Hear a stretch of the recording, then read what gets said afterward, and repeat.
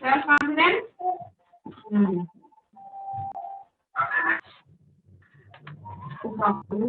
Hi.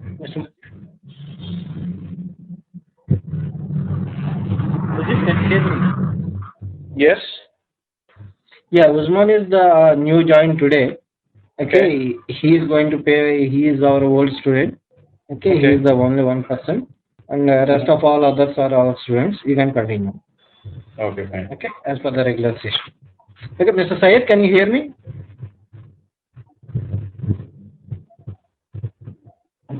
Mr. Syed.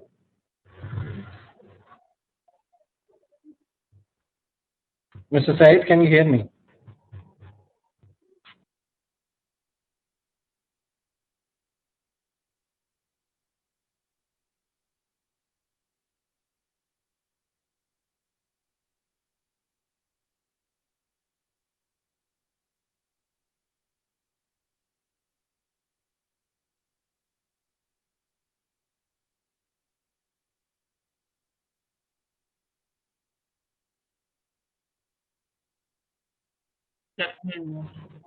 Yeah, but you can also just unmute whenever you require. Okay, there is an option where you can do the unmute. Where is the option? Okay, I couldn't find. Okay, fine. Okay, Rajab, you continue. Okay.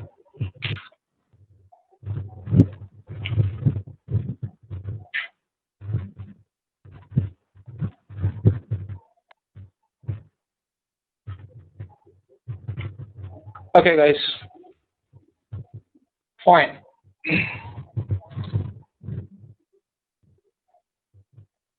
Guys, VMware, we discussed that it is the name of a company and it develops many virtualization products.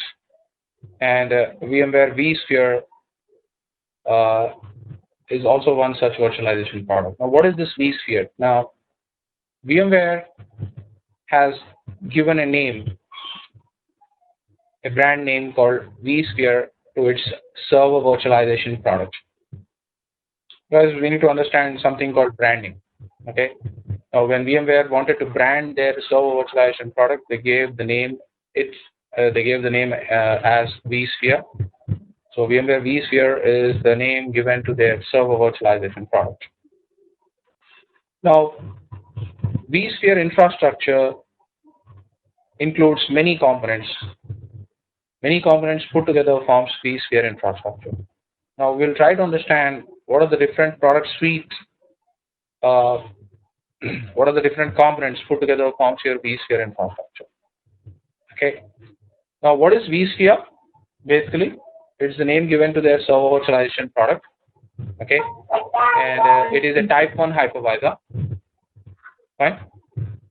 So here, the core component of vSphere is the hypervisor, and vSphere can have ESX or ESXi. Now, what is ESX and ESXi? Both are type 1 hypervisors. Okay. Now, let me explain you this. How many people have heard the name of crackjack? What is crackjack, guys? It's a biscuit. Yep, it's a biscuit. But why this name crackjack? It tastes sweet It is a and brand. It's a brand name. Okay. Now, Parley is the name of a company. The brand name is crackjack, but ultimately the underlying product is biscuit, right? You got the idea? Now here, name of the company is VMware. The brand is vSphere, and ultimately the core component is the hypervisor, that is ESX or ESXi. Am I clear with the point?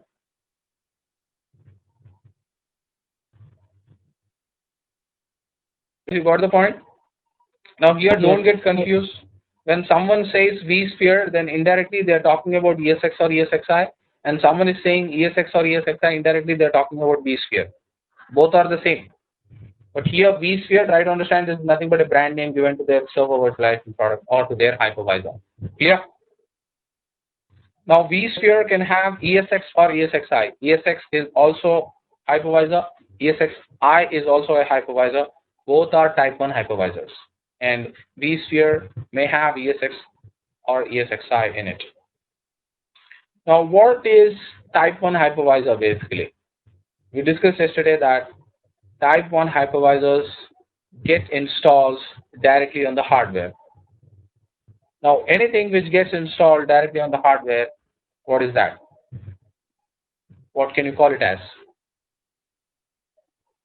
Firmware. Pardon?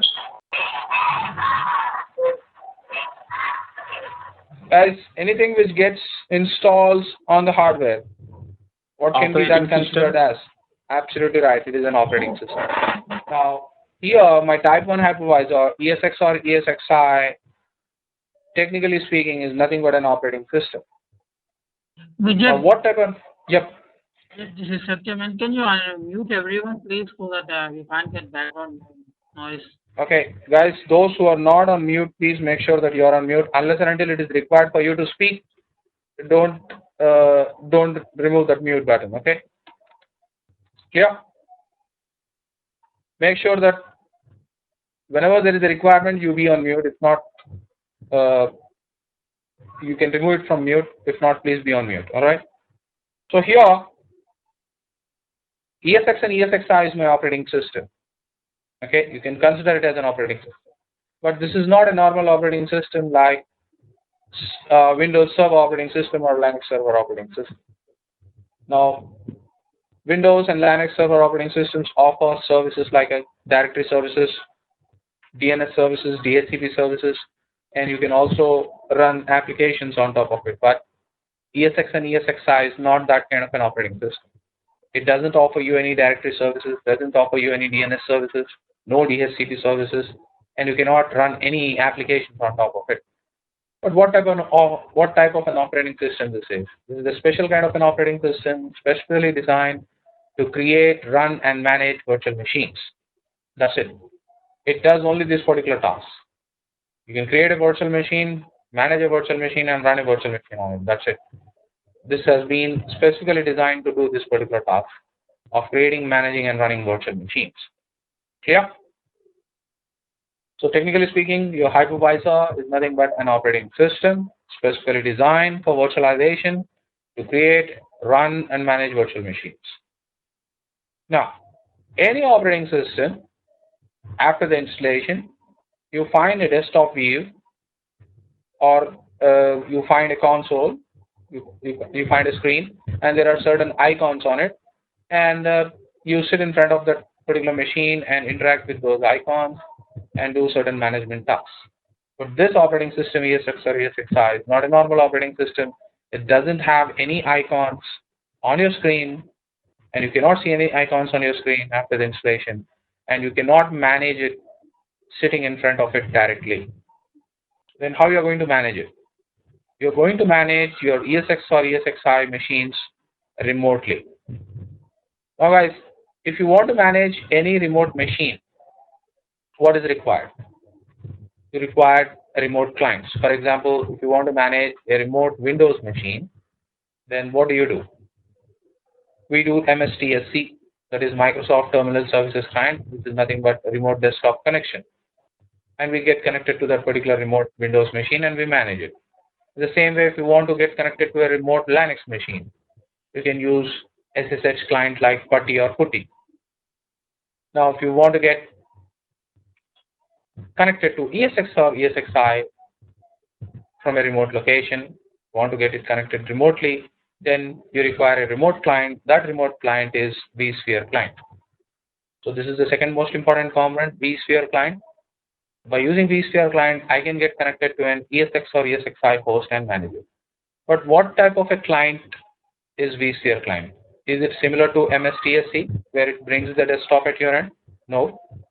vSphere client is not that kind of a client where it will bring the desktop at your end. Is it like SSH client like PuTTY? No, it is not an SSH client. But what type of a client vSphere client is? Now, vSphere client is an application. It is an API. Just make sure that it is an API. API stands for Application Programming Interface.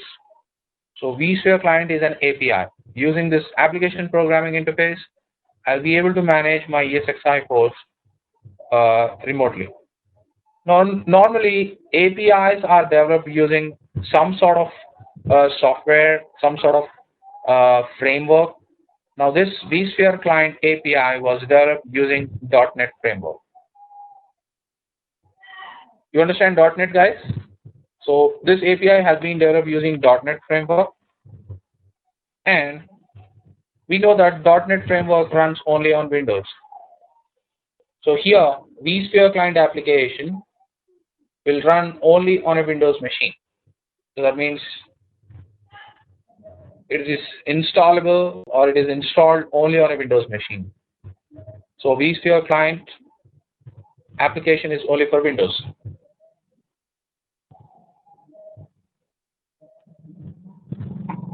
Now, there might be people in our infrastructure who do not use Windows machines. Okay, they might be using Linux. Now, what about those guys? For Linux, we don't have vSphere client application available. vSphere client is only for Windows.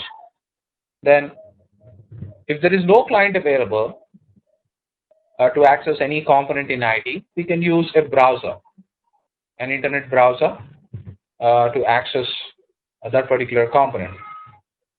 Let me take the example like Exchange Server is the mail server of Windows, and if you want to access mails on Exchange Server, then you use Exchange clients like Outlook or Outlook Express. If you don't have Outlook or Outlook Express, you can also use a browser to access the mailboxes. If you want to use a browser to access the mailboxes, there is something called web access you need to configure.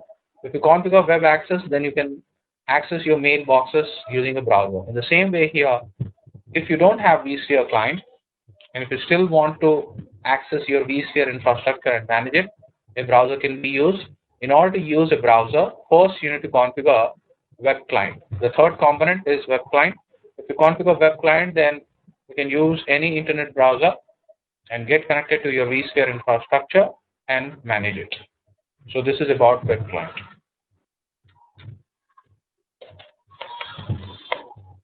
Now let us assume that I have 3 ESXi hosts in my infrastructure, 3 machines which are running ESXi. Okay, let us say this is ESX 1, and this is ESXi 2, and this is ESXi 3. And suppose you have a laptop or a desktop here, and on your laptop or desktop you have vSphere client.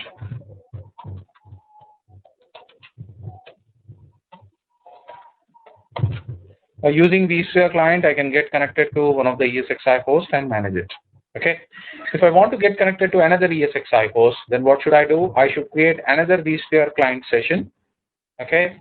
And I'll be able to manage the second ESXi host. If you want to manage the third, you have to create another vSphere client session.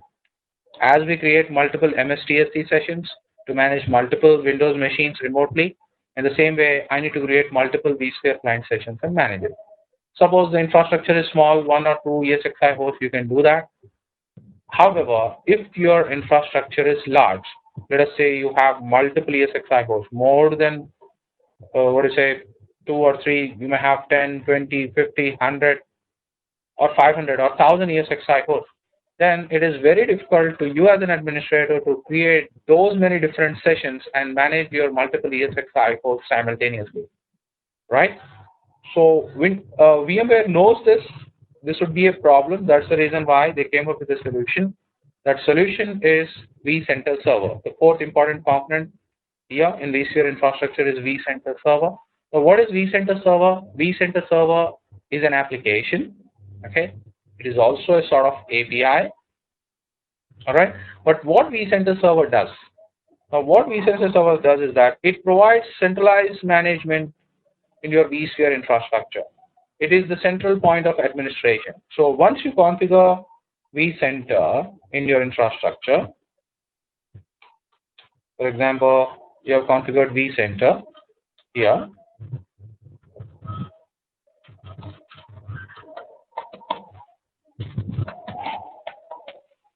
Once you configure vCenter server, what you do is that you add all the ESXi hosts to your vCenter server. And you might have multiple other hosts as well. You add all the ESXi hosts to your vCenter server. So what is vCenter server? It provides centralized management and it is a central point of administration. So using vCenter server, you will be able to manage multiple ESXi hosts in your infrastructure. Now, once vCenter server is in place, you can use vSphere client and get connected to your vCenter server. Through vCenter server, you'll be able to manage multiple ESXi hosts with a single session. Previously, I need to get connected to an individual ESXi host in this way. Okay, but now once vCenter server is available, I'll get connected to vCenter server. Through vCenter server, I'll be able to manage multiple ESXi hosts in your infrastructure. So vCenter server provides centralized management. It is a centralized management server, or it is the central point of administration. Okay, so this is vCenter server. All right, and it is also critical and important vCenter server for all the advanced features of VMware vSphere. For example, you want to migrate a running virtual machine from one host to another host. That is what we call as vMotion. If you want to do vMotion, that is possible only through vCenter server. If there is no vCenter server configured in your infrastructure, then you cannot migrate a machine from one server to another server. So for all the advanced features like vMotion, storage vMotion, clustering like HA, DRS, and FT, vCenter server plays an important role. Okay, so this is vCenter server. Now I told you this is an application, and applications run on operating systems. Now normally, traditionally, vCenter server application has been designed to get installed on a Windows Server operating system. So this application vCenter server is getting installed on a Windows Server operating system machine, on a Windows machine, or a Windows server. Okay, it can be a physical server or a virtual server. That means it can be a physical machine or a virtual machine. Traditionally, it has been designed to get installed on a Windows machine, but there might be infrastructures who want to use only Linux. So unfortunately, VMware hasn't developed the application which is readily available so that you can install it on a Linux machine and use it. However, in order to meet the demand from the Linux world, what VMware has done is that they have pre-configured a virtual machine. They have pre-configured a virtual machine. They have installed Linux on that virtual machine, and already they have installed vCenter server application on that Linux machine, and they have packaged it ready for use, made it ready for use. These kind of pre-configured virtual machines with an operating system and an application ready for use for a specific task, we call it as virtual appliances, or normally called as VAs, virtual appliances. So you have vCenter server application for Windows, but if you want to use a Linux-based vCenter server, then you have to go with vCenter server appliance, which is a virtual appliance. That means a pre-configured virtual machine with Linux and vCenter server already installed and configured, packaged as a virtual machine and ready for use, which is called as vCenter server appliance. Okay, which is nothing but a VA. All right, now I would like to stop and ask guys, are you following? Any questions or doubts here? Just a question about the vCenter appliance. Is that a virtual machine as well, or? Yes, absolutely. It is a virtual machine. Guys, what is a virtual appliance? Keep this in mind. Pre-configured virtual machine, an operating system on it, and an application on it, designed for a specific task. Okay. So here, vCenter server appliance is a virtual machine. Pre-configured. Here, make sure that here Linux is the operating system. Okay. Just give me a moment, guys.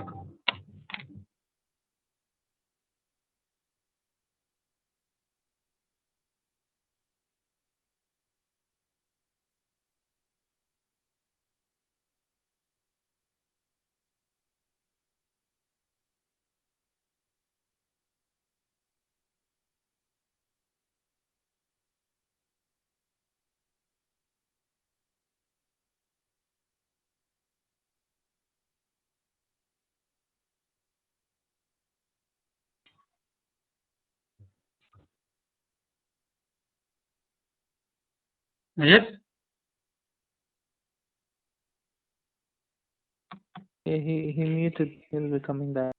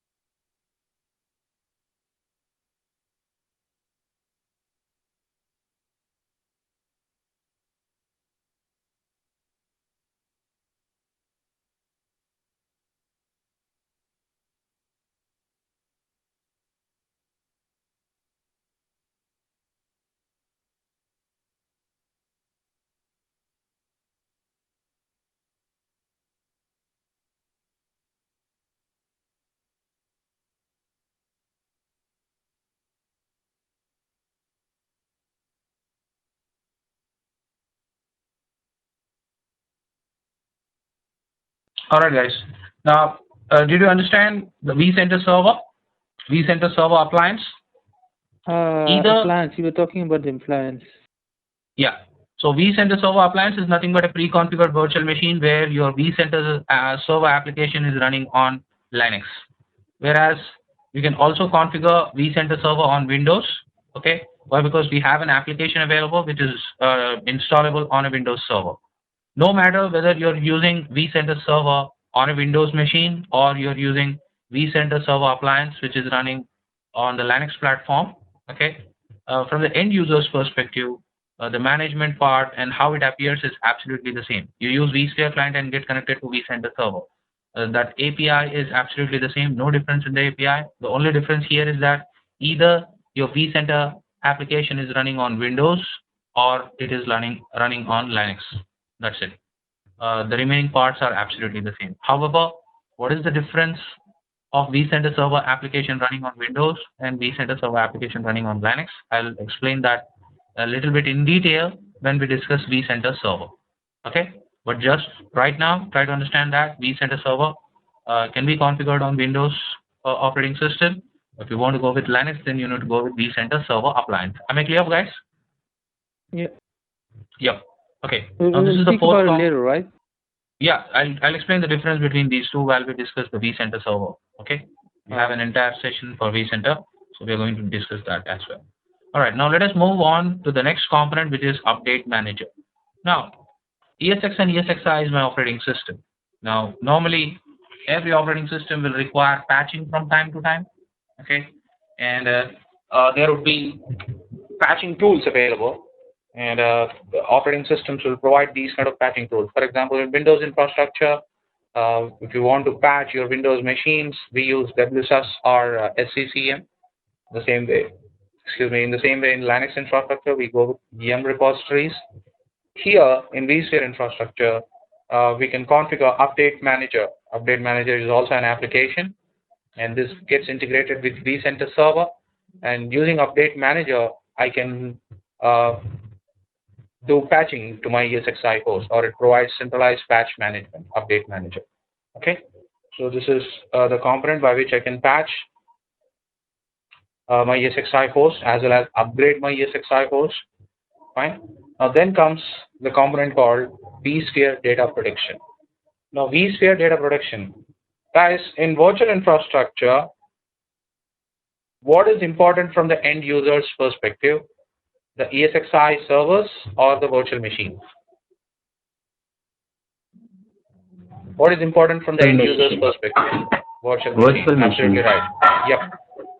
Why virtual machine is important? Because your operating systems are running inside your virtual machines. Your applications are running inside your virtual machines, and ultimately the data is on virtual machine. And how do you safeguard the data? By backup. So vSphere data protection is the tool by which you can take the backup of virtual machines, and something goes wrong, you'll be able to restore it. So vSphere data protection is the backup tool for your virtual machines. You can take the backup of your virtual machines and restore it. Now then comes vShield endpoint. If you see the name of this particular component, vShield, guys, why do we use shield? To protect ourselves. That means something to do with security. And endpoint, have you ever heard the term endpoint earlier?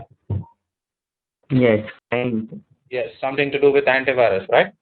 So here, vShield endpoint is not an antivirus solution. Just make a note of this point, guys. Try to understand this. vShield endpoint by itself is not an antivirus solution. However, this component called vShield endpoint helps in implementing antivirus solution in virtual infrastructure, specifically in vSphere infrastructure. vShield endpoint helps in implementing antivirus solutions in vSphere infrastructure. vShield endpoint by itself is not an antivirus solution, but it helps in implementing antivirus solutions in virtual infrastructure. Okay, vShield endpoint. Now then comes this particular tool called vCenter standalone converter. Now this is a tool which comes handy for VMware administrators. Now let us take an example. Let me say that you are working in an organization.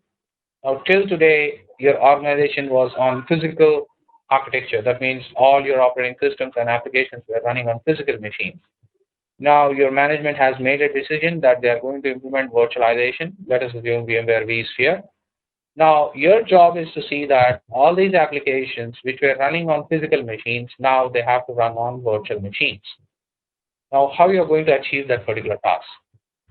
One thing, you can do it manually. How to do it?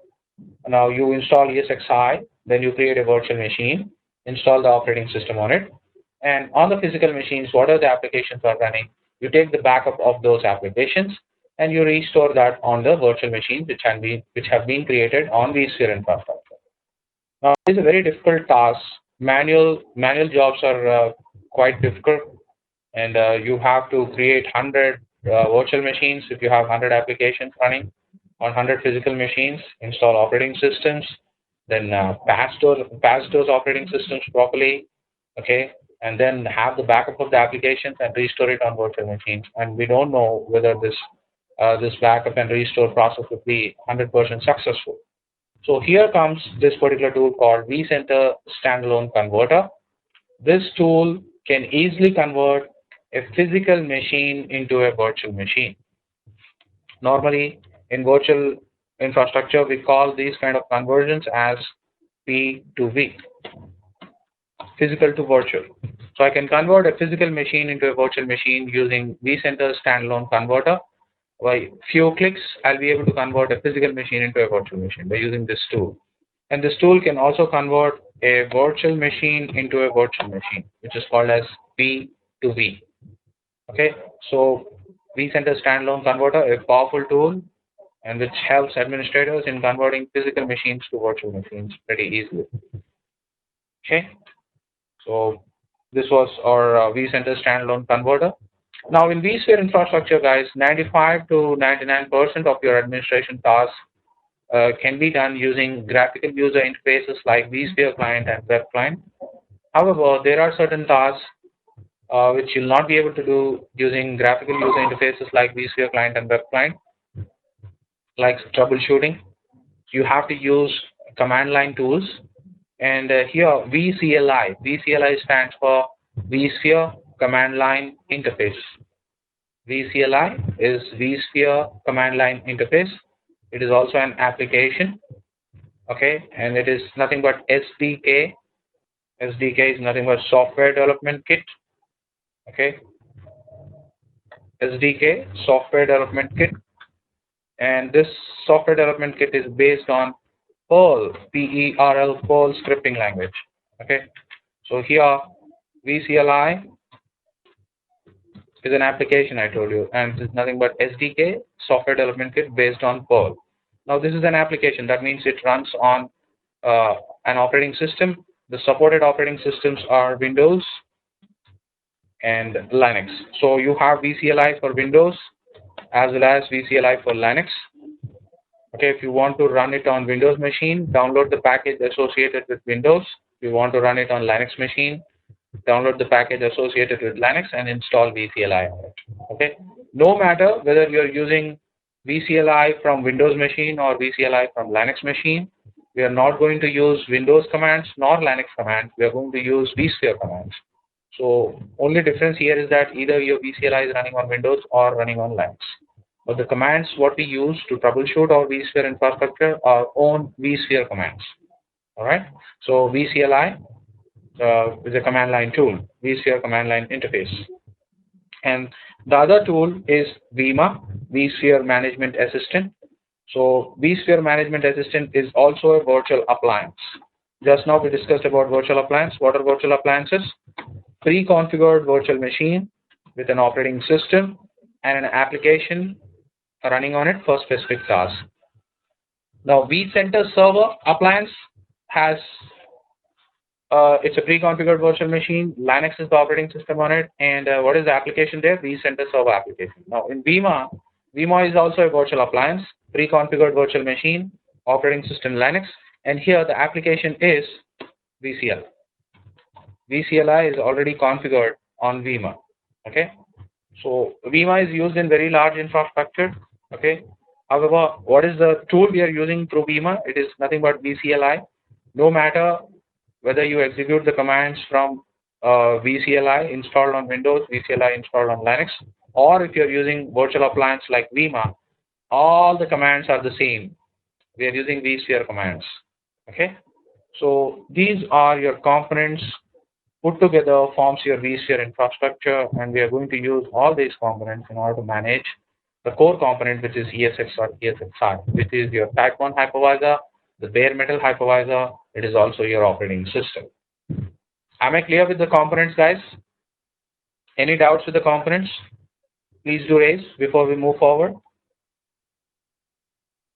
Yeah, Vijay. Yep. With vSphere client, we can access only one ESXi host at a time. We can't access two ESXi hosts. See, if you want to access multiple ESXi hosts, you need to create multiple sessions. Okay. Fine.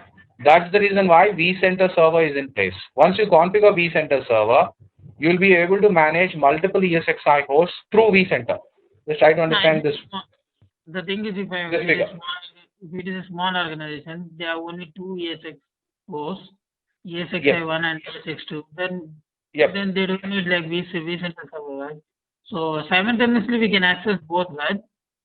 No, simultaneously in the sense there are two different sessions. Okay. You cannot manage both the hosts with a single session. Okay. Okay, you have to create two different sessions. So I need to install vSphere client twice. No, not required. No. It doesn't mean that you need to install vSphere client twice. Okay, I can use it is like I need two sessions. Yeah, you require two sessions, two different sessions. Okay, that's the difference. Like you do MSTSC twice. That means two different sessions of MSTSC. Microsoft Terminal Services Client. Yeah. In the same way, here you need to create two different sessions to get connected to two different ESXi hosts. Okay. However, keep this in mind. If you want to use the advanced features of vSphere like vMotion, SVMotion, clustering like HA, DRS, FT, then vCenter Server is absolutely essential. Okay. Without vCenter Server, you cannot use all the advanced features. All right. Okay. All right. Any other questions apart from that?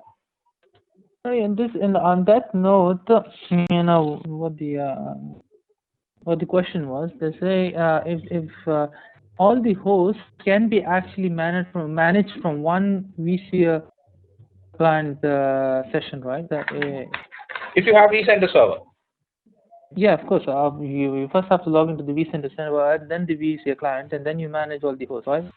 No, it is in this way.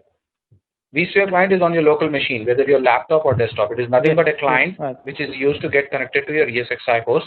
Using vSphere client, either you can get connected to an ESXi host directly, or you can get connected through vCenter server. Clear? Okay. But if you get connected to vCenter server, then you'll be able to manage multiple ESXi hosts with a single session. Okay. Clear? So using vSphere client, either you can get connected to an ESXi host directly, or you can get connected to your vCenter server. If you get connected to vCenter server, then you'll be able to manage multiple ESXi hosts in your infrastructure. Clear with this? vCenter server itself, we can't directly log into the vCenter server. No. The client is vSphere client. You require vSphere client or web client. Okay. All right. Right? Yeah. Let me show you that. Your doubt will be clear. Let me go on my desktop, guys. So this is my vSphere client, okay? And when I launch vSphere client, it opens in this way. And here, if you see this, here it is mentioned to directly manage a single host, enter the IP address or host name. To manage multiple hosts, enter the IP address or name of vCenter server. Are you able to see this? Yeah. This is how it is managed. If you want to get connected to a single host, then enter the IP address of that host. If you want to manage multiple hosts, then enter the vCenter server IP address. Now, what my doubt here is, the vCenter server you're talking about, the vCenter server, is that that's a virtual machine, right? That's a virtual machine, and then you connect to that virtual machine. Now try to understand this. Try to understand this. vCenter server is nothing but an application. Clear? Okay. Applications runs on operating systems, right? Yes. Now vCenter server application is available to get installed on Windows operating system. Okay? Okay. Now that Windows operating system may be running on a physical machine or on a virtual machine. But nowadays everything is running on virtual platform. So there would be one virtual machine where there is Windows Server operating system on it, and on it you install vCenter server application, and that would be your vCenter server. Clear with it? So it's an application basically. You install any. Basically, vCenter server is nothing but an application. It's an API. Okay, makes sense. Fine. So keep this in mind. Applications always run on a supported operating system, and here traditionally the vCenter server application is supported on Windows. As there was a demand from Linux, what VMware has done, they have developed vCenter Server Appliance. vCenter Server Appliance, which is nothing but this vCenter application is running on a pre-configured virtual machine with Linux as an operating system on it. This virtual appliance is also a virtual machine. Clear with it? Clear? Any doubts?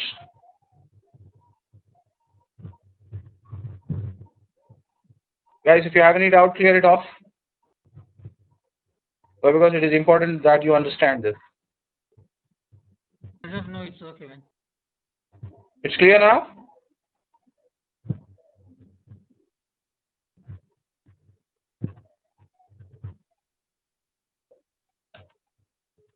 Alright, now let me move forward from here.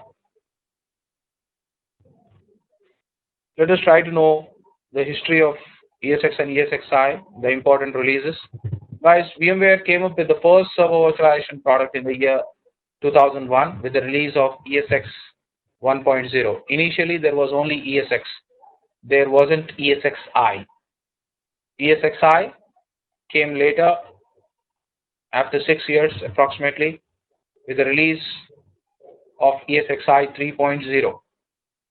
So it doesn't mean that from 2001 till 2007 there wasn't any releases. I've listed out the most important releases. There was 1.5, 2, 2.5, and 3, and I listed out the important releases. ESXi came in the year 2006-2007 with the release of ESXi 3.0. All right, and what's the difference between ESX and ESXi? that would follow, Usman. Okay, not to worry. The next I'm going to take up that particular topic. Okay, the difference between ESX and ESXi. Now, vSphere. The brand name I told you, it is the name given to the server virtualization product. This branding was started with the release of vSphere 4.0 in the year 2009. And when VMware launched vSphere 4.0, they launched ESX as well as ESXi. Both hypervisors were available, ESX 4.0 and ESXi 4.0. And vSphere 4.1 was released in the year 2010. And vSphere 4.1 also had ESX release as well as ESXi released. However, when vSphere 5.0 was released in the year 2007, VMware phased out ESX and they only released ESXi 5.0. From vSphere 5 onwards, no more ESX, we only have ESXi. ESX got phased out with the release of vSphere 5.0. And then came vSphere 5.1 in the year 2012, and that is ESXi 5.1. Okay, now these are the important releases, and just understand that ESX is no more. ESX got phased out. Now let me explain you the difference between ESX and ESXi. Keenly observe that. Now what is ESX and ESXi? It is my operating system, technically speaking. No doubt, both are type 1 hypervisors, but hypervisors are nothing but operating systems, basically type 1. Okay, type 1 hypervisors, you can consider them as operating systems. Now, ESX is the operating system. Now, what is the core component of an operating system, guys? What is the core component of an operating system? Kernel, absolutely right. The core component of an operating system is kernel. Okay, so here ESX has a kernel which has been developed by VMware, and every kernel there is a name given to it.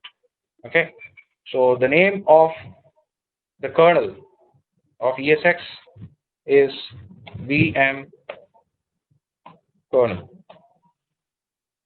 The kernel of ESX is VM kernel. Okay, now what is the second component required on an operating system? The core component is the kernel. What is the second component? Memory? No, memory is something to do with the hardware part. Here I'm talking about the operating system. The core component of an operating system is kernel. Yes. Here ESX System? File system? Okay. File system is another component, no doubt. But Shell. apart from that. Shell. IO management? You require a console, a shell, right? Yeah. Without the shell, without the console, you will not be able to interact with your kernel. Agreed? Now, here, VM kernel has a console, but VMware made it hidden, wantedly made it hidden. So they have hidden the VM kernel's console. Okay, if there is no console, can you interact with your kernel? No. No. So VM kernel is the kernel of ESX, and it has a console. Its console is wantedly hidden. Now, if you don't have a console, then you'll not be able to interact with your VM kernel. That's the reason why what VMware has done is that they have intelligently integrated another kernel with VM kernel, which was based on RHEL, Red Hat Enterprise Linux kernel. It is not a full-fledged Red Hat Enterprise Linux kernel, but a tailored version of Red Hat Enterprise Linux. Now, RHEL has a kernel, and it also has a console, right? Every operating system will have a kernel and a console. So, what VMware has done, you have VM kernel's console wantedly hidden, no console, you will not be able to manage it. So what they have done, they have intelligently integrated another operating system with VM kernel, that is Red Hat Enterprise Linux kernel, and you have the console of Red Hat Enterprise Linux, okay? And we used to use the console of Red Hat Enterprise Linux in order to manage VM kernel. So we used to use the console of Red Hat Enterprise Linux to manage VM kernel. You got the idea, guys? VM kernel's console wantedly hidden. If there is no console, you will not be able to interact with it. That's the reason why VMware has intelligently integrated another operating system based on Red Hat Enterprise Linux and its kernel, and we used to use the console of Red Hat Enterprise Linux to manage VM kernel. Clear? Now that's the reason why this Red Hat Enterprise Linux operating system, which got integrated with VM kernel, used to be called as COS, or Console Operating System.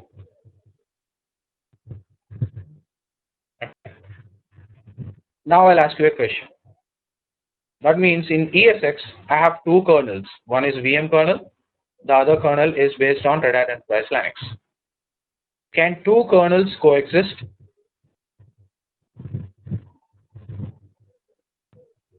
Guys, answer the question. Can two kernels coexist? Yeah, I think they can, but at a time we can't use both. Two kernels can coexist. Normally they cannot coexist, but yes, you can make them coexist. Okay, but how they can coexist? How can you make the two kernels coexist together?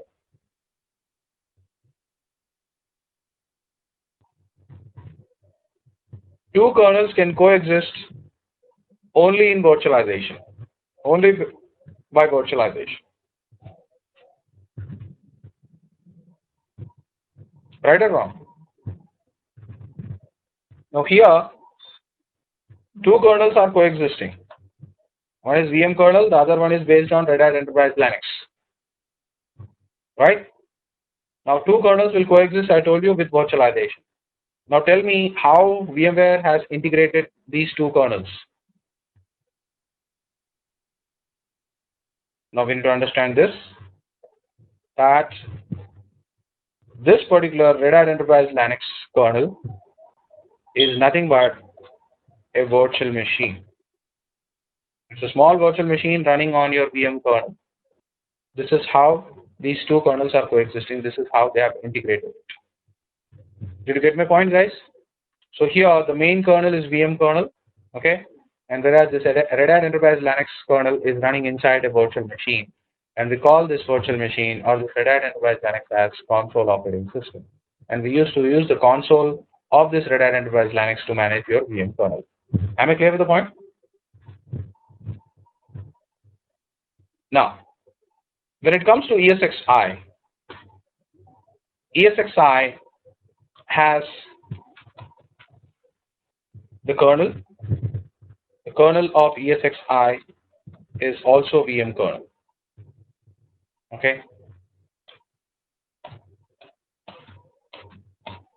But ESXi doesn't have the console operating system based on Red Hat Enterprise Linux. It only has VM kernel, that's it. And we know that VM kernel's console wantedly hidden. Now, if your console is hidden, then you'll not be able to manage it. And how you're going to manage ESXi? Only through remote management tools like vSphere Client and vCenter Server. Okay. This was till the case of 4.0. Till 4.0, ESXi's kernel was wantedly hidden. But when VMware launched vSphere 4.1, they made a slight change in ESXi. What was that change? I'll discuss that in a moment. But let me try to explain you what VMware, when they released vSphere 4.0, they promoted ESX as full version, a better hypervisor, and a powerful hypervisor, and secure hypervisor. Whereas ESXi as just as ESXi, a normal hypervisor, a lighter hypervisor, that's it. Okay. Now, when industry started using ESX and ESXi, both the types of hypervisors, and even VMware has done certain R&D on these two types of hypervisors. The industry as well as VMware felt that ESXi is much more better, powerful, and secure hypervisor when compared to ESX. Now let me give certain points where you'll understand why ESXi is better than ESX. Now, ESX has two kernels in it, so that means the installation media would be quite higher, quite bigger, approximately 760 MB. Whereas ESXi has only one kernel, though the installation media would be smaller, approximately 350 MB or 360 MB. Now tell me guys, which is the operating system which gets installed faster, ESXi or ESX?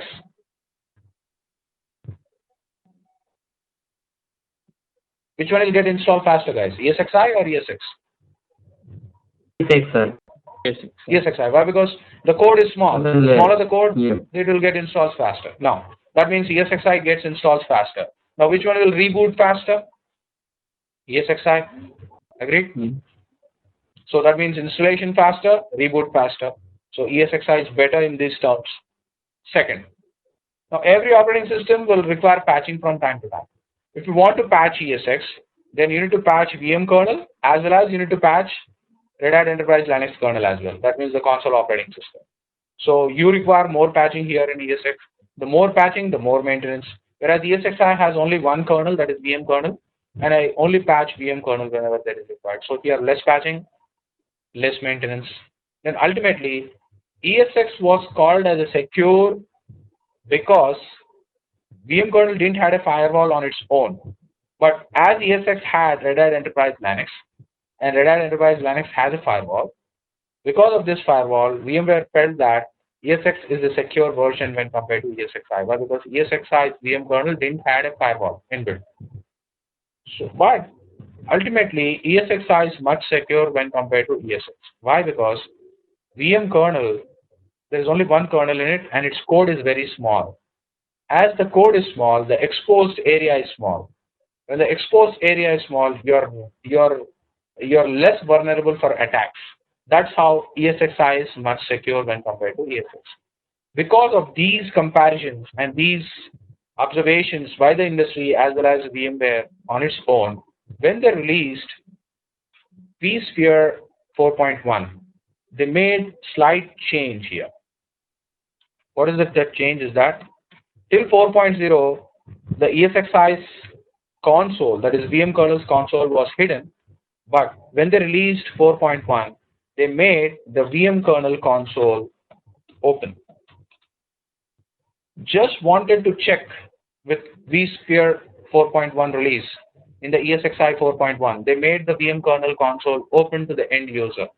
They wanted to check the waters. What will happen if we give this console access to the end user?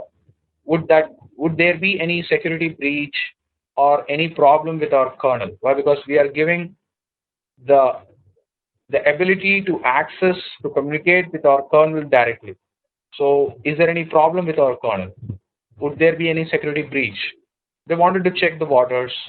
That's the reason why, as a testing, thing, they released 4.1 and they made a slight change in ESXi. They made the VM kernel console open.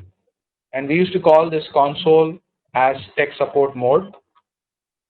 Okay, tech support mode. All right. Now, when industry started using this, and where VMware also has done R&D on ESXi, they felt that no problem, even if we give the console access to the end user, there is no security breach or VM kernel is high secure. So no issues with that. Now, this is the place where they decided that in the future, whatever we want to do, we can do it directly on VM kernel. We don't require this console operating system anymore in order to manage or communicate with VM kernel. So that's the reason why when they launched vSphere 5.0, they said that there is no more requirement of this console operating system. It's an overhead or a burden on us. So let us phase out ESX and we'll concentrate on ESXi, which is a much lighter hypervisor. And whatever we want to do, we can do it with our VM kernel. So that's the reason why when they launched vSphere 5.0, they launched only ESXi 5.0 and 5.0, and they have integrated a firewall this time. They made sure that there is a firewall, integrated a firewall here in VM kernel. And though it is not a full-fledged firewall, it is just a stateless firewall or a basic firewall. Okay, so 5.0 firewall was integrated, and from there onwards, from vSphere 5 onwards, we only have ESXi. So this is the major differences between ESX and ESXi, and how VMware moved towards ESXi, phasing out ESX. Now, in ESXi 5.0, the same console, we call it as shell access. The only difference here is the terminology. In 4.1, we used to call the console as tech support mode, but from 5 onwards, we are calling the console as shell access. Okay. Now, just now I told you that in ESXi, the VM kernel's console 4.0, in ESXi 4.0, the VM kernel's console was hidden, right? If the console is not available, then you'll not be able to interact with your kernel. If you're unable to interact with your kernel, then how you're going to configure it? Guys, if you want to manage a machine from a remote location, at least you need to configure that machine. That means you need to configure an IP address to it, maybe a DNS configuration, maybe default gateway configuration. This set of minimum configuration has to be done. If there is no console, you will not be able to interact with VM kernel. Then what about the initial configuration? Now, what VMware has done is that in ESXi, in order to do that initial configuration, you had DCUI, a component called DCUI on ESXi, which is called as a direct console user interface. Using this, you can do the initial configuration of your ESXi machines. So minimum configurations like assigning an IP address, the DNS configuration, the default gateway configuration, assigning the password to your ESXi, so on and so forth. So the minimum configurations can be done using DCUI. And once you configure the ESXi, then you'll be able to manage it remotely by using remote tools like vSphere client and web client. Okay. So that is what I have listed out in this particular slide. This will consolidate the knowledge. Now ESX 4.0, we have VM kernel plus the kernel based on Red Hat Enterprise Linux. We used to call this as console operating system. In ESXi, we have only VM kernel. If you see this, the installation media is 760 MB, 350 MB. Installation and booting takes time. Here it gets installs and faster and boots faster. You have more patch requirement, you have more maintenance, less patch requirement, less maintenance. This is less secure, this is more secure because the code, exposed code is very small.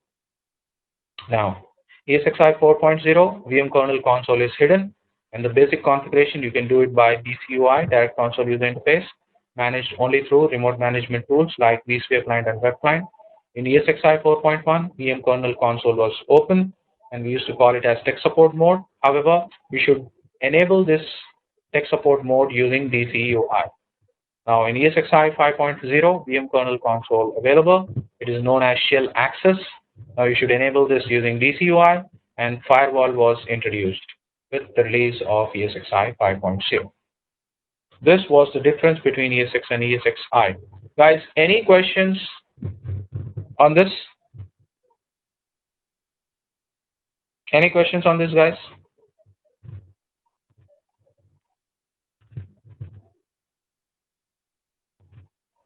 Clear with the differences?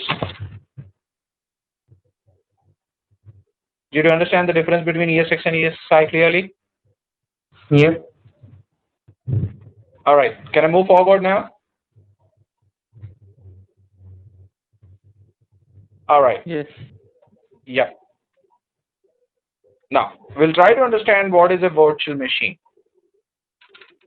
Guys, what is a virtual machine I told you yesterday? What is a virtual machine, guys?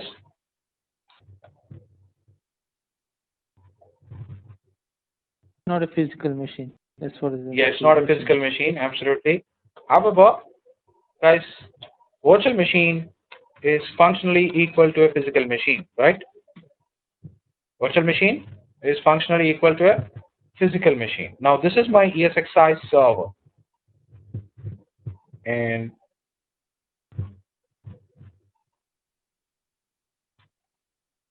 you create virtual machines, let us say.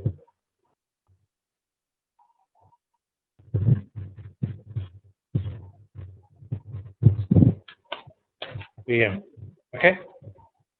Now, what is a virtual machine? Functionally equal to a physical machine. And other difference here is that physical machine has physical hardware, virtual machine has virtual hardware. And what do we do on this virtual machine? We install an operating system.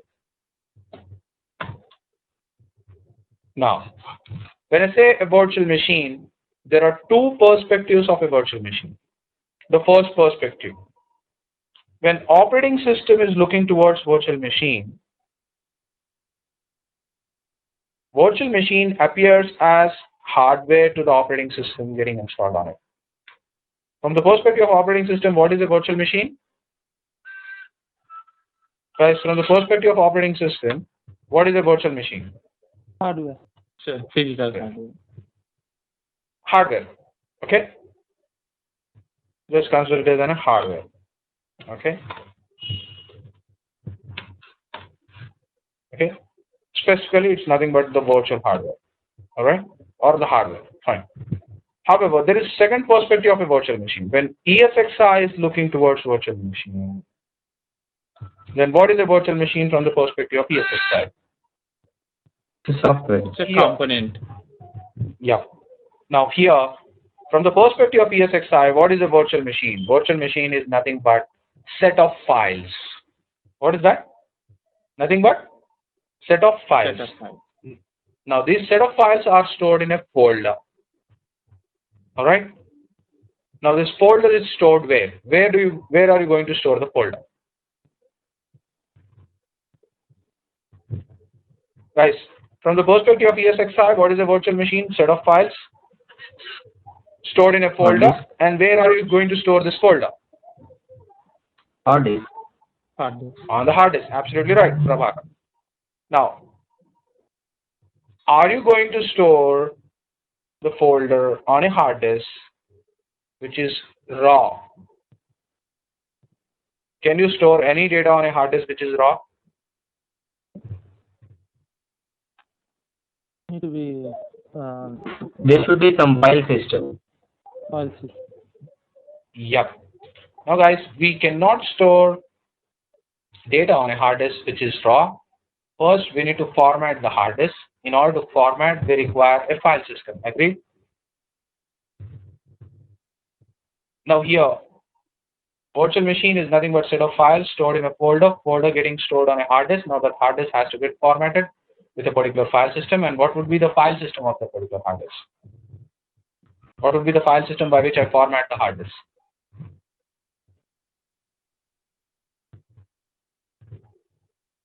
VMFS. Okay, Syed is saying NTFS. Okay. Now, why I raise this question is because in order to clear that confusion, guys, file systems are operating system specific. Okay. And what is the operating system here? ESX or ESXi, right? Yes. Now, ESX and ESXi has a file system. VMware has developed this file system, and the file system is VMFS. VMFS stands for Virtual Machine File System. Okay, VMFS. Now here, that means virtual machine is nothing but set of files getting stored on the folder, set of files stored in a folder is getting stored on a hard disk. That hard disk is formatted with VMFS. That hard disk can be a local hard disk. That hard disk can be a local hard disk, okay? Or that hard disk can be a shared hard disk Where do you find shared hard disk, guys? Guys, that hard disk can be a shared hard disk or a local hard disk. And where do you find the shared hard disk? Shared hard disk RAID, RAID. It would be on SAN. Okay? Yeah. Storage area network. Yeah. External on a SAN. SAN is also termed as shared storage. So here I have my SAN. And let us assume there are two hard disks on it. Okay? And this hard disk gets formatted with the file system called VMFS. Let us say there is a local hard disk as well. Yeah.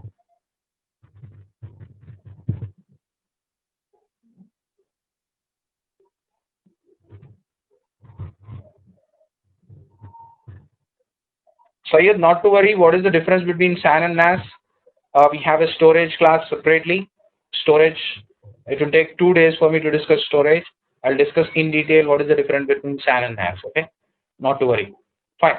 Now here, virtual machine set of files stored in a folder getting stored on a hard disk which is formatted with VMFS. That hard disk can be a local hard disk of ESXi, or it can also be a shared hard disk, and you find shared hard disk on SAN. Okay, and your server is connected to your SAN. Let us assume. Okay, and I call this partition or this particular hard disk which is formatted with VMFS as VMFS data store. What I call it as? VMFS data store.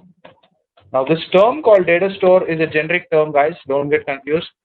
Data store is nothing but a container where you can store data. Okay, so VMFS data store, that is what I call it as. A hard disk which is formatted with VMFS, or a partition which is formatted with VMFS, I call it as VMFS data store. Clear?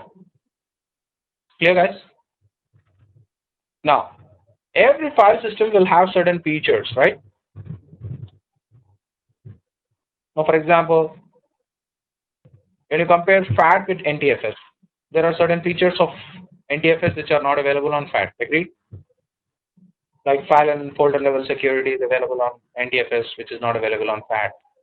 In the same way, you can compress the data, you can encrypt the data on NTFS, but that is not possible on FAT. In the same way, every file system has its certain features. Alright? In the same way, VMFS, virtual machine file system. This file system was specifically designed by VMware for virtualization to store virtual machines data, and it has unique features which no other file system in the entire IT industry has. Let me talk about those important features. VMFS has a beautiful feature, that the first feature of VMFS. It is called as, the feature is clustered file system. VMFS is a clustered file system. What is the meaning of clustered file system here? That means it's a shared file system. What is the meaning of it? Whatever the data is stored on VMFS, it is shared by default. Keep this in mind, guys. Whatever the data you store it on VMFS, it is shared by default. When you say shared, you mean mirror? Do you mean mirrored, or do you mean duplicated? No, mirror. It's not about mirror. When I say share, that means it is shared. It is accessible by multiple components. Clear with it? Okay. It is shared by default. Now, whatever the data you store on VMFS, it is shared. That means it is accessible by multiple ESXi hosts in your infrastructure. You as an administrator, you need not share it. For example, you store any data on NTFS. Is it shared by default? Is it shared by default on NTFS? No. But whereas in VMFS, whatever the data you store it on, it is shared by default. Okay, it's a clustered file system. It's a shared file system. All right. Now, when sharing is in place, what is the problem? What is the problem with sharing, guys? Anyone can modify the data. Yes, absolutely. Security. Anyone can modify the data. If multiple people are accessing it, multiple components are accessing it, then there might be conflict, and there might be conflict with the data. Okay, corruption, data corruption. So when sharing is in place, the problem is with security. So here comes the second feature of VMFS, which is called as distributed locking.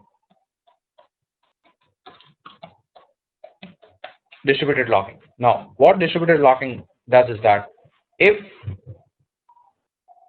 one particular data is accessible by one particular component. If one component is accessing that particular data, the other component will not be able to access it because there is a lock on it.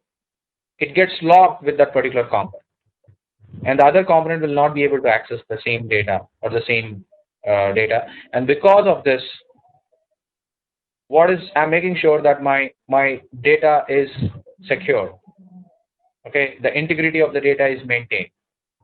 Why? One of the component is accessing the data, the other component should not be able to access it. So there will be a lock, automatic lock on that particular data. Okay, so that means the data is accessible only by one of the ESXi hosts. Okay, so this distributed locking feature is an inbuilt feature of VMFS, and you need not do anything to lock the data and unlock the data in order to secure the data. It is done automatically. It is done automatically. These are the two important features of VMFS. The first one is clustered file system.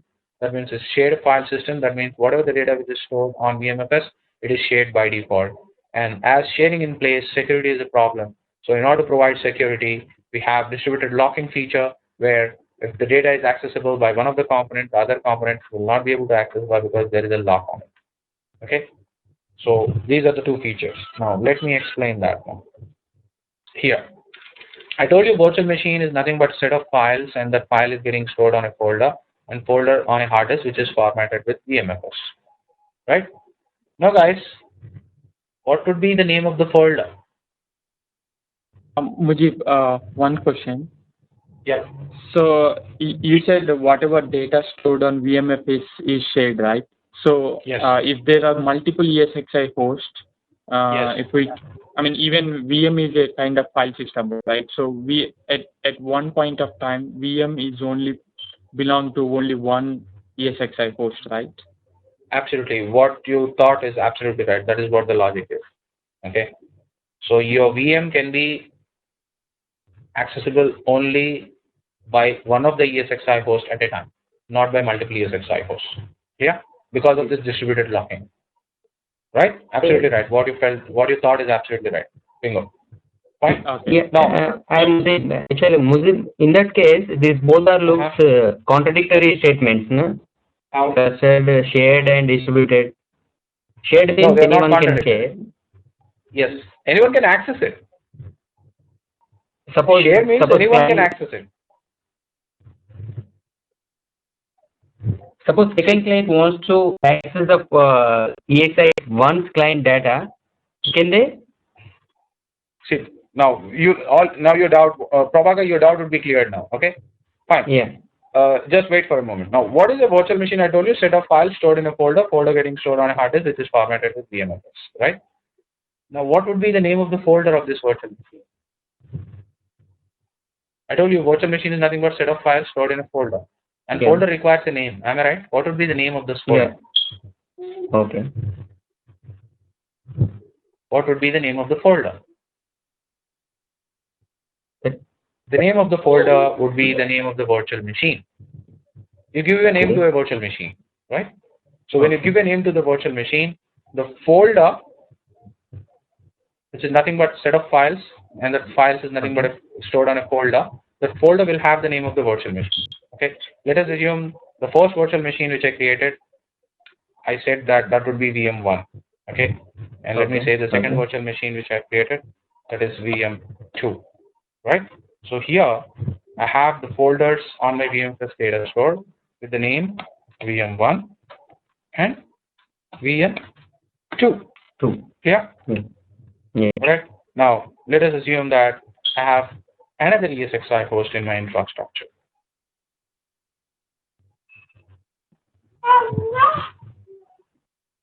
Let me say this is my ESXi2. And let us say this is ESXi1. And here I have created two virtual machines. This VM3. And let us say another virtual machine VM4. And what is a virtual machine again from the perspective of ESXi? Set of files stored in a folder on a VMFS data store. So I have VM3 folder here as well as VM4 folder on VMFS data store. Now, as I told you, any data which is stored on VMFS, it is shared by default. That means these folders, VM1, VM2, VM3, VM4, are accessible by ESXi1 as well as ESXi2 simultaneously. Agreed? Yeah. Yeah. Now, here comes distributed locking. Prabhakar, try to understand. Now, Yeah. where is VM1 right now? ESXi1. ESXi1. On. Now, if this virtual machine is powered on, VM1 is powered on now. Okay, then this entire folder will get locked. Now, ESXi2, even if it wants to access this particular folder, no doubt ESXi2 can access the folder. It has access to it, but it cannot use the data. It cannot open the folder. It cannot use the data inside this VM1 because it is locked with ESXi1. In the same way, VM3 folder is accessible by ESXi1 as well as ESXi2. But when virtual machine VM3 is powered on, then it is locked. Now ESXi, even though it can access VM3 folder, but it will not be able to access it. Why? Because it is locked here with ESXi2. Are you able to understand? This locking and unlocking is done automatically. Why? Because it is an inbuilt feature of VMFS. Clear with the point? When system is powered on. Actually, is it permanent, that locking? Locking is not permanent. Yes. Let me give you that example. Now, where is VM2 right now? Yeah, it is in ESXi1. Okay. Now we know that we can migrate a running virtual machine from one server to another server, right? Yeah. Yes. I can migrate a running virtual machine. Let us say I'm migrating. I'm doing vMotion, VM2. Okay. Yeah. This folder VM2 is locked with this. Okay. But when this gets migrated, when this VM2 is migrated to ESXi2, then the lock gets shipped. Yeah. This unlocking and locking is done automatically by this VMFS. Did you get my point? So this is what, these are the two important features of VMFS. The first one is clustered file system, which is nothing but whatever the data you store on it is shared by default. Now keenly observe this. Guys, if this feature, if these two features were not available, if these two features of VMFS was not available, then could you think that vMotion could occur? Yeah, it's not possible. You got the logic now? Yeah. Guys, everyone got the logic? If this feature called clustered file system was not available, do you think you can do vMotion? No. No, not at all. Why? Because the data is stored on my VMFS. This data is already shared. That's the reason why I'm able to migrate this virtual machine from ESXi1 to ESXi2. Why? Because ESXi1 can also access the data, ESXi2 can also access the data.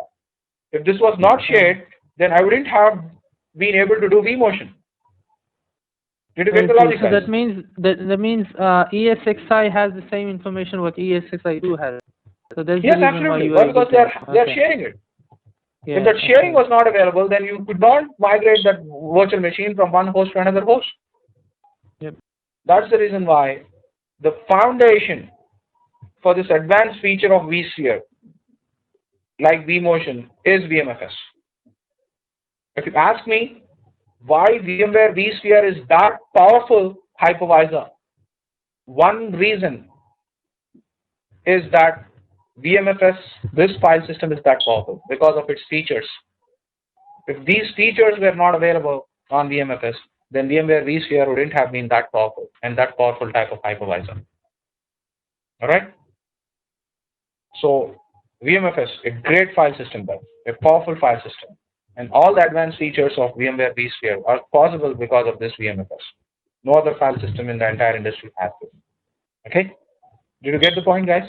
In the same way, distributed locking. You need not do the locking and unlocking as an administrator. It does it automatically. So when you migrate a running virtual machine from one host to another host, this gets unlocked from ESXi1 and gets locked with ESXi2. So the integrity of the data is being maintained here. Okay, integrity of the virtual machine is being maintained by using this feature called distributed locking. Clear with the concepts of VMFS, guys? Yep. Thank you. You're welcome. You're welcome, guys. So this is how the vSphere infrastructure functions, and this is how VMFS and VMSS is the foundation for the advanced features like vMotion and all. All right. So can I move forward from here? Yep. Okay. Fine. Yep, this is Satyam. Could you raise your voice? Your voice is pretty slow, very low. Yeah, you're using a single disk on the both the ESX. If you want this, that disk goes down, then what about the things? Okay, Satya, you're saying that if I have a local hard disk on my ESXi, right? And you're saying that your virtual machines on your local hard disk. That is what you want to be. That is what you're No, talking about. in your diagram, it says like virtual all the virtual machine using the only single storage, that is only one disk. So No, if it here there are two disks. Okay, it is on my SAN. Try to understand this. I have shown you on a SAN, storage area network. This is a SAN, and this is the local hard disk. I haven't stored my virtual machines on the local hard disk. I have stored it on my SAN, and here there are two LUNs. Normally, the hard disk uh, on SAN, we can term them as LUNs. You need not worry, I'll explain what is a LUN and in detail the description and understanding of SAN. So these are my virtual machines are stored on my SAN. Yes, what is your question now? yeah, you're using different four LANs for different four virtual machines, or using a two LANs for one virtual Or machine? I can use two LUNs, I can use four LUNs, I can use only a single LUN to store my virtual machines. Okay, you are installing ESX and host machine ESX box. I'm installing ESXi on this machine, okay, but I'm storing my virtual machines on my SAN. Hard disk which is on the server, which is having like inbuilt. Yes, I can do that. Yes, I can do that. I can install my ESXi on my local hard disk. Yeah, you can install two on storage to ESXi. You mean to say, can I install ESXi on storage? That is what you're asking? Yeah. Yeah, that possibility is there.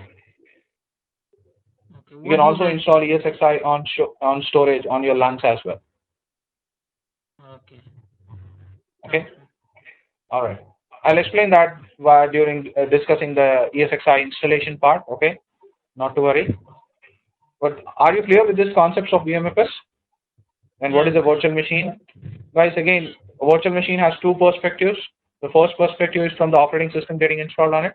When operating system is looking towards virtual machine, it appears as hardware to it. But from the perspective of ESXi, is nothing but set of files stored in a folder. Okay, that folder is nothing but a virtual machine. Fine. Now let me move forward from here. So what is a virtual machine? Functionally equal to physical machine. It is nothing but the virtual hardware supported operating system can be installed.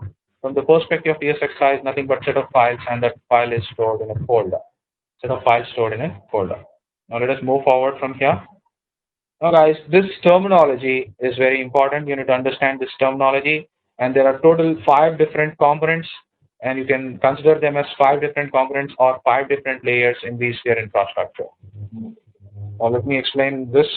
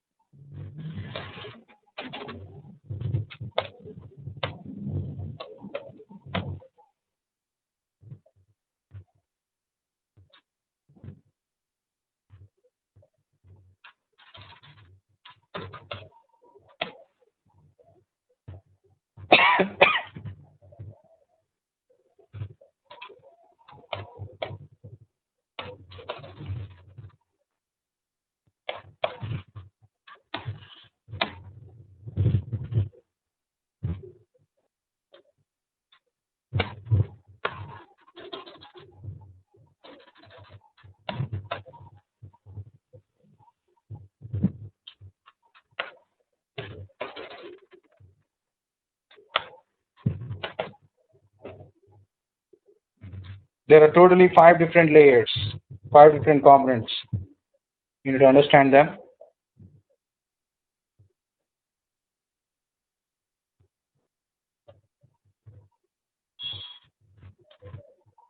Okay. Let us try to understand the first component. Guys, the machine, the physical machine, okay? This entire machine is called as ESXi host. Why it is called as ESXi host? Because this machine is running ESXi. The machine which is running ESXi is called as ESXi host. This is the first component of the first layer. The second layer is your ESXi. What is ESXi? It is your hypervisor.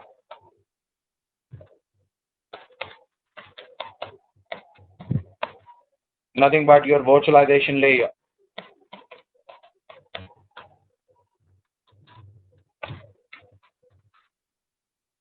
This is the second component. Okay. Now the third one is the virtual machine. Third layer. What is virtual machine from the perspective of operating system? Nothing but hardware, or it's nothing but virtual hardware. This is the third component. And the fourth one, the fourth layer, the fourth component is the operating system running on top of virtual machine. Now this is called as guest operating system.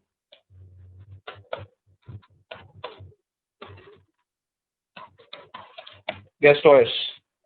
And ultimately, the fifth component or the fifth layer here is the application running on top of your guest operating system.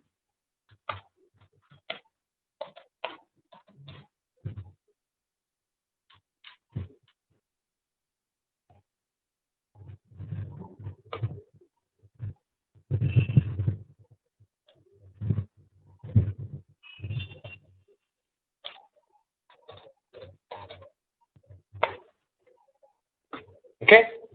Now, you need to understand them.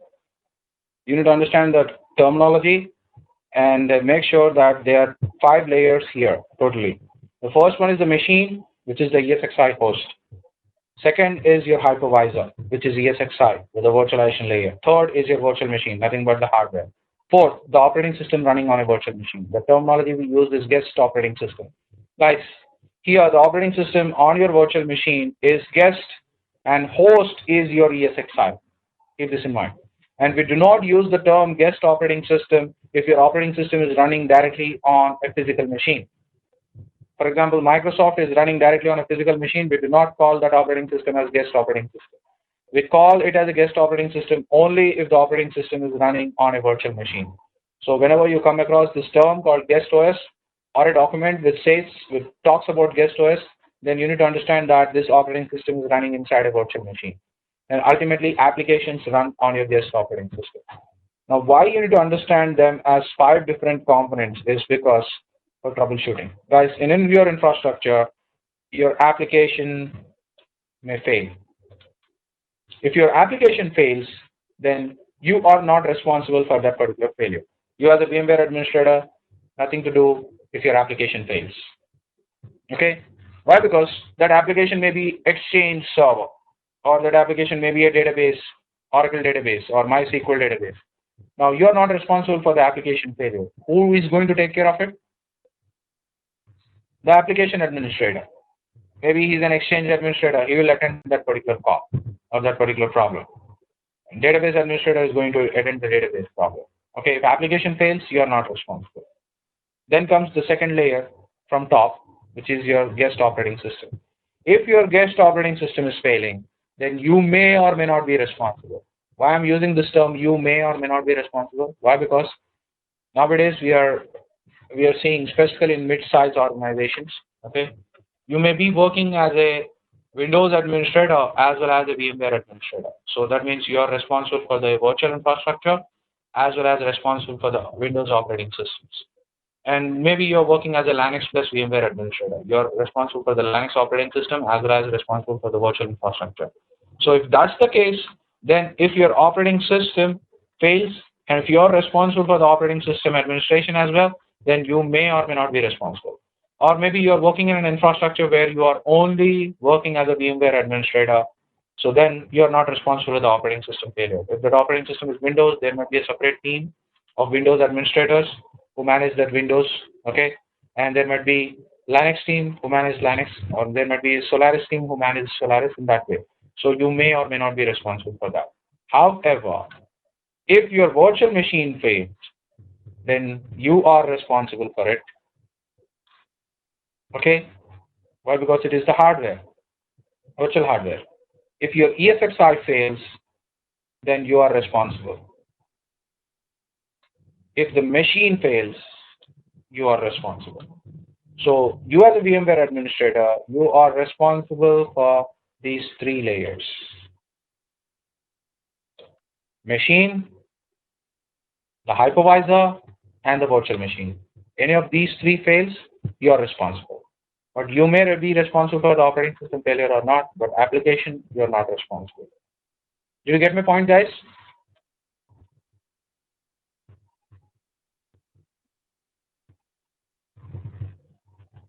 Did you get my point? Yeah. You are responsible for these three layers: the virtual machine, the hypervisor, and the machine. If machine fails, the entire thing will fail. So you are responsible for it.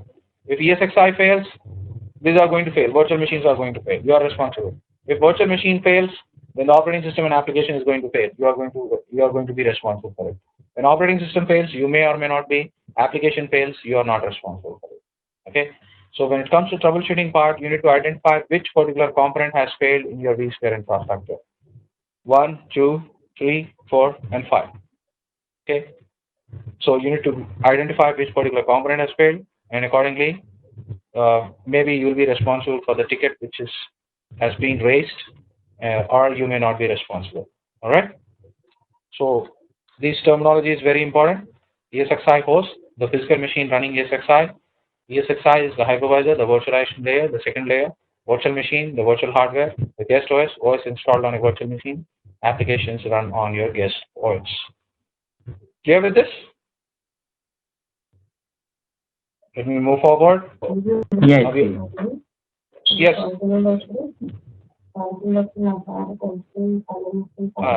Now here we already discussed ESX and ESXi, the file system.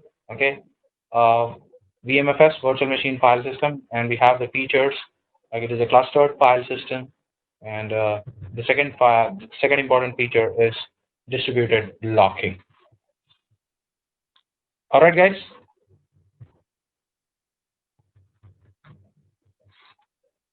Any doubts still here? You have any doubts? Any questions? Any questions, guys?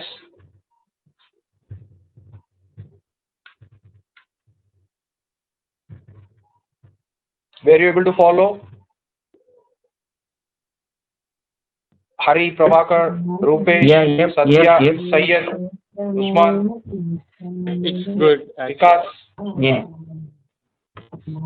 Okay, fine. All right, guys, it's almost 6:10. I'm ending the session for today. All right, and we are going to continue tomorrow. And for the timing, some people requested, or even Srinivas has asked that is it possible at 4? So can we call in Srinivas? Srinivas, are you able to hear our voice? Yes. Okay. Regarding the timing, if you confirm the timing, that would be good. Okay. What I'll do is I'll just speak to the others also, and tomorrow morning I'll send a mail. If the time changes to 4 o'clock, then I'll send a mail. Otherwise, we'll continue with the 4:30. Is it okay?